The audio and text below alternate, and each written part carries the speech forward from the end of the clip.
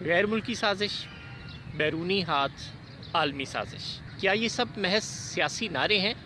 یا سنجیدہ علمی مسائل بھی ہیں؟ بسم اللہ الرحمن الرحیم۔ ناظرین اکرام، السلام علیکم۔ دنیا میں جہاں ملک ہوتے ہیں وہاں مفاد بھی ہوتے ہیں، بلکہ یہ کہنا زیادہ درست ہوگا کہ دنیا میں جہاں انسان ہوتا ہے، جہاں جانور ہوتا ہے، جہاں پودا ہوتا ہے، وہاں اس کا مفاد بھی ہوتا ہے، اور ہر مخلوق اپنے مفاد کی حفاظت کا قدرتی اور پیدائشی حق رکھتی ہے، اپنے مفاد کی حفاظت کی ہر ممکن کوشش کرتی ہے۔ جب ہم یہ کہتے ہیں کہ ہم افغانستان میں ایک multi ethnic broad based government چاہتے ہیں، تو کیا ہم بیرونی ہاتھ کے طور پر افغانستان کے اندرونی معاملے میں مداخلت کر رہے ہوتے ہیں، یا اپنے مفادات کی روشنی میں افغانوں کے مستقبل کا ایک حل تجویز کر کے، افغانوں کے مسائل کا ایک حل تجویز کر کے اپنے ہم خیال افغانوں کو اپنے ساتھ ملانے کے لیے لابی کر رہے ہوتے ہیں؟ جب ہم یہ کہتے ہیں کہ ہم ایران اور سعودی عرب کے درمیان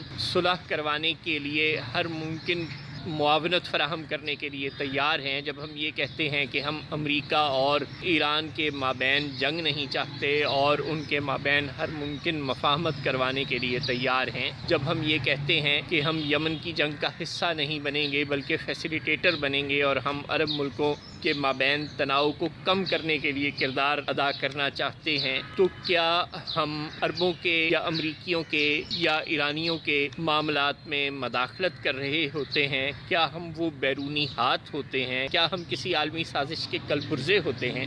یا ہم ان ملکوں کے مسائل کا ایک ایسا حل پیش کر رہے ہوتے ہیں جو ہمارے خیال میں اچھا بھی ہوتا ہے اور ہمارے اور ان کے حق میں بہتر بھی ہوتا ہے؟ چونکہ ہم سب گلوبل ولیج میں رہتے ہیں، لہٰذا ہم سب کے مفادات ایک دوسرے سے جڑے ہوئے ہیں۔ ہم کچھ ملکوں کو اپنی اشیاء فروخت کرتے ہیں اور ہم یہ چاہتے ہیں کہ وہ ہم سے ہماری اشیاء زیادہ بڑی تعداد میں خریدیں۔ ہم کچھ ملکوں سے اشیاء خریدتے ہیں اور ہم یہ چاہتے ہیں کہ وہ ہمیں آسان شرائط پر اور بکثرت اور ہماری ضرورت کے وقت پر ہماری مرضی کے مطابق اشیاء فراہم کرنے میں کسی قسم کے کسی رد و قد کا کبھی مظاہرہ نہ کریں۔ کچھ ممالک کے متعلق ہماری خواہش ہوتی ہے کہ ہم جب ان سے مطالبہ کریں وہ آسان ترین اقساط پر ہماری ضرورت کے مطابق پیسے ہمیں دے دیا کریں۔ تو دنیا کے تمام ممالک ایسے ہی چھوٹے بڑے مختلف اقسام کے مفادات دیگر ممالک سے رکھتے ہیں۔ ہم سب کی زندگیاں، ہم سب کی بقا ایک دوسرے کے ساتھ لازم و ملزوم ہے۔ انسانی آبادی کا یہ خاصہ ہے کہ وہ انٹر ڈپینڈنسی کا ایک بہت ہی پیچیدہ قسم کا مرکب ہے۔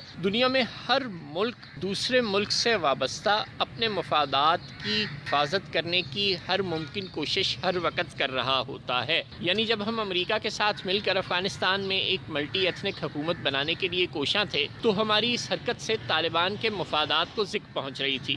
اور آج جب ہم طالبان کی حکومت کو تسلیم کر رہے ہیں تو ہماری اس حرکت سے افغانستان کے ترقی پسند حلقوں کے مفادات کو زک پہنچ رہی ہے۔ جب ہم آذربائیجان اور ارمینیا کے تنازع میں آذربائیجان کا ساتھ دے رہے تھے تو ارمینیا کے مفادات کو زک پہنچ رہی تھی۔ جب ہمارے وزیر اعظم کی امریکی صدر سے ٹیلی فونک گفتگو بھی نہیں ہو رہی تھی اور وہ روس کے دورے پر جا رہے تھے، تو امریکیوں کو بھی یقیناً یہ محسوس ہوا ہوگا کہ ان کے مفادات کو زک پہنچ رہی ہے۔ دنیا کا ہر ملک اور ہر قوم اپنے مفادات کے لیے ہر وقت کام کر رہے ہوتے ہیں، اور یہ کسی حد تک ان کا بنیادی حق بھی ہے کہ وہ اپنے مفادات کا تحفظ کریں۔ اب اگر ہم اپنے گھوڑے اور لشکر مضبوط نہیں رکھ سکے، اگر ہم اپنے پیروں پر جم کے کھڑے نہیں ہو سکے، جب ہم امریکہ میں جا کر کیری لوگر بل پاس کروانے کے لیے لابنگ کرتے ہیں، جب ہم امریکہ میں جا کر فیٹف کی شرائط کو نرم کروانے کے لیے لابنگ کرتے ہیں، جب ہم امریکی کانگریس کے اراکین کو اپنے ساتھ ملانے کے لیے ان سے فردن ملاقاتیں کر رہے ہوتے ہیں، تو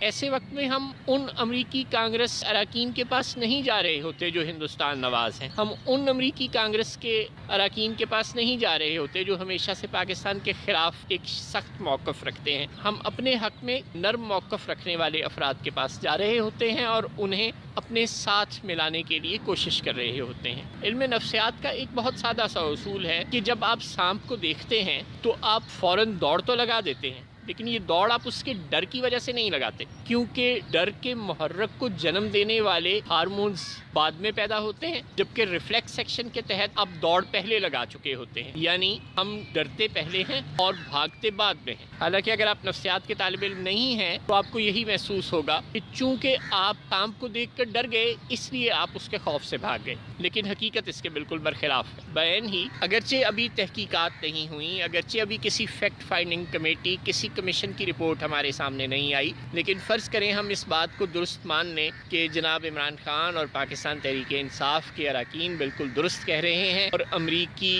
حکومت یہ نہیں چاہتی کہ وہ پاکستان کے وزیر اعظم رہیں، اور امریکی حکومت یہ سمجھتی ہے کہ اس کے لیے شہباز شریف صاحب یا آصف زرداری صاحب کی جماعتوں کے ساتھ مل کر کام کرنا آسان ہے، اور عمران خان صاحب کی حکومت کے دوران ان کے لیے پاکستان کے ساتھ مل کر کام کرنا خاصا مشکل ہے۔ تو کیا وہ پاکستان کی سلامتی پر حملہ کر رہے ہیں؟ غالباً ایسا نہیں، وہ اپنے مفادات کو پروٹیکٹ کر رہے ہیں۔ اگر جناب عمران خان صاحب کے پاس پارلیمان میں نمبر پورے ہوتے، اگر جناب عمران خان نے اپنے اتحادیوں سے بنا کر رکھی ہوتی، اگر جناب عمران خان نے پی ٹی آئی کے اراکین سے بنا کر رکھی ہوتی، اگر ان کی حکومت مضبوط ہوتی، اگر اندرونی حالات ایسے نہ ہوتے، تو امریکہ یا کوئی اور ملک یہ خواب ہی نہ دیکھ سکتا کہ شاید پاکستان سے یہ حکومت چلی جائے اور ایسی حکومت بن جائے جس کے ساتھ مل کر میرے لیے کام کرنا آسان ہوگا۔ لہٰذا وہ یا تو اسی حکومت کے ساتھ مل کر مجبوراً کام کرتے، یا وہ خاموشی سے پاکستان کے ساتھ اپنے تعلقات کو بڑھانے سے گریز کی پالیسی پر مستقل طور پر کاربند ہو جاتے۔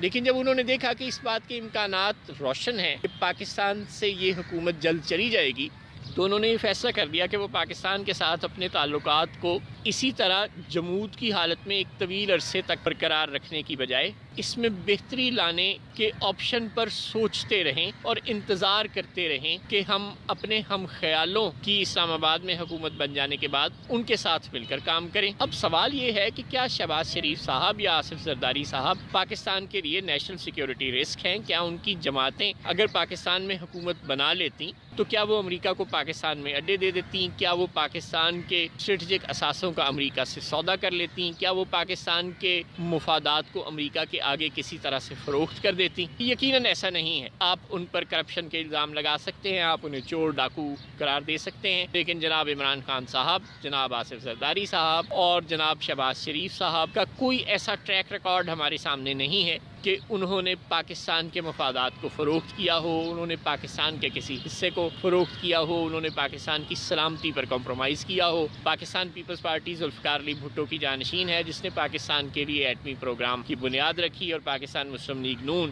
نواز شریف صاحب کی جانشین ہے جس نے پاکستان میں ایٹمی دھماکے کیے اور دیگر انگنت ترقیاتی منصوبے، بہت بڑے بڑے ترقیاتی منصوبے اس ملک کو دیے۔ خود جناب شہباز شریف صاحب نے پاکستان کو انگنت ترقیاتی منصوبے دیے۔ تو ایسی صورت میں ہم ان پر غداری کا یا وطن فروشی کا الزام کیسے لگا سکتے ہیں؟ ہم یہ الزام یحییٰ خان پر تو لگا سکتے ہیں، لیکن نواز شریف اور آصف زرداری پر یہ الزام لگانے کے لیے ہمارے پاس کوئی ٹھوس ثبوت موجود نہیں۔ ابھی تو جناب عمران خان صاحب روس سے واپس آئے ہیں، روس کے دورے کے ثمرات تو ابھی ہمیں نہیں ملے، ظاہر ہے ان کو ملنے میں تو وقت لگے گا، لیکن جس طرح پاکستان میں عمران خان کی حکومت دیر تک برقرار رہنے کے نتیجے میں اس بات کے امکانات بہرحال موجود ہیں کہ پاکستان کو روس سے دوستی کے ثمرات ملنا شروع ہو جائیں، بالکل اسی طرح نواز شریف یا آصف زرداری کی اس ملک میں حکومت کے نتیجے میں اس بات کے امکانات روشن ہو جاتے کہ پاکستان کو امریکہ سے دوستی کے ثمرات ملنا شروع ہو جاتے، بالکل اسی طرح جیسے ایوب خان کے دور حکومت میں ذوالفقار علی بھٹو جب پاکستان کے وزیر خارجہ ہوا کرتے تھے تو انہوں نے پاک چین تعلقات کو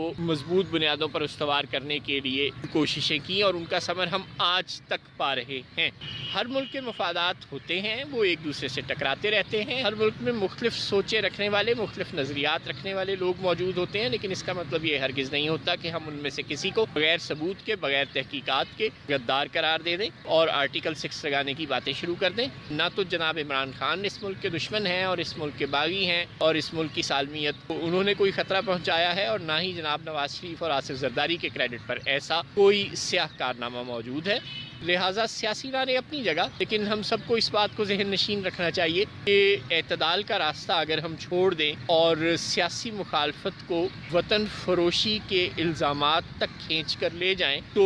پھر یہ دشمنیاں بہت گہری ہو جاتی ہیں۔ اور جب مخالف سیاسی جماعتیں متحارب سیاسی جماعتوں میں بدل جاتی ہیں تو ملک بتدریج مختلف گروہوں کے درمیان بڑھتی ہوئی خلیجوں کے سبب معاشی انحطاط کا شکار ہوتے چلے جاتے ہیں۔ پالیسیوں کے عدم تسلسل کی وجہ سے نقصانات بھگتتے چلے جاتے ہیں۔ ان کی پولرائزیشن اس حد تک بڑھ جاتی ہے کہ ساری دنیا کو بھی اس کی خبر ہو جاتی ہے، لہٰذا دنیا کے تمام ملک چوکنے ہو جاتے ہیں اور وہ یہ سوچنے پر مجبور ہو جاتے ہیں کہ جب اس ملک میں فلاں حکومت ہو تو ہم اس کے ساتھ کام کر سکتے ہیں اور فلاں ہو تو ہم اس کے ساتھ کام نہیں کر سکتے، اور حکومتیں تو بدلتی ہی رہتی ہیں، تو پھر کیوں نہ ہم اس ملک کے ساتھ کام ہی نہ کریں۔ امریکہ ہو یا روس، جب وہ یہ دیکھیں گے کہ اس ملک میں تو ایک سپلٹ مینڈیٹ ہے، کبھی پی ٹی آئی کے پاس اور کبھی نون لیگ اور پیپلز پارٹی کے پاس، اور اس بات کی کوئی گارنٹی نہیں ہے کہ مستقل طور پر کس سوچ رکھنے والی جماعت کی حکومت اس ملک پر رہے گی، اور ایک جماعت ہمیں اچھا اور دوسری جماعت ہمیں برا سمجھتی ہے، تو پھر اس کا مطلب ہے کہ اگر ہم اس ملک میں سرمایہ کاری کریں گے تو ہمارے مفادات تو ہمیشہ ایٹ سٹیک ہی رہیں گے۔ تو پھر کیوں نہ ہم اس ملک میں سرمایہ کاری کرنے سے یا اس ملک کے ساتھ اپنی دوستی کو